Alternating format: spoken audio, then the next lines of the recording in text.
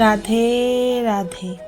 হে প্রিয় ভক্তগণ, এই পৃথিবীতে সবাই ভগবানকে ডাকে, কিন্তু খুব কম মানুষই আছেন যারা দুঃখের সময়েও ভগবানের উপর সম্পূর্ণ ভরসা রাখতে পারেন।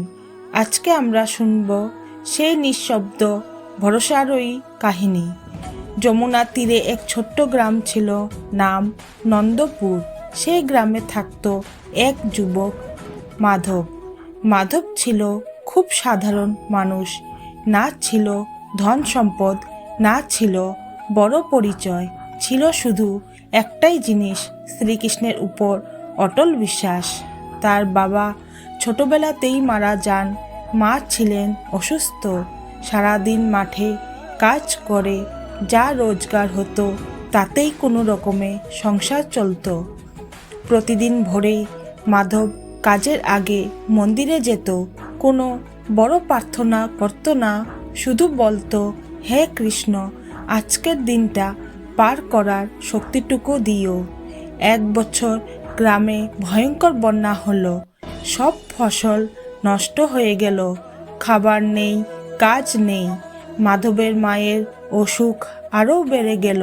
গ্রামের লোকেরা বলতে লাগলো, এত ভক্তি করে কি লাভ, ভগবান থাকলে এমন হতো। কিন্তু মাধব চুপ থাকতো। সে জানতো যে হাত পরীক্ষা নিচ্ছে সেই হাতই একদিন রক্ষা করবে। এক সন্ধ্যায় মন্দিরে তেল শেষ হয়ে গেল, প্রদীপ নিভে যাওয়ার মতো অবস্থা।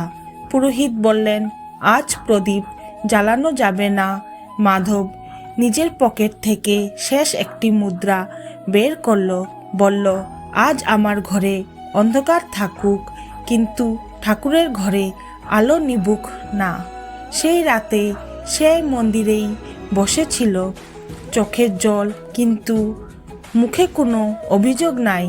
ঘুমের মধ্যে সে দেখল এক শ্যামল বালক তার পাশে এসে বসেছে। বালক মৃদু হেসে বলল, মাধব, তুমি কিছু চাওনি, তাই সব পেয়েছ। ভোরে গ্রামের লোকেরা দেখে অবাক। যমুনার জল সরে গেছে, খেতে নতুন পলি জমেছে, মাটি আগের চেয়েও উর্বর।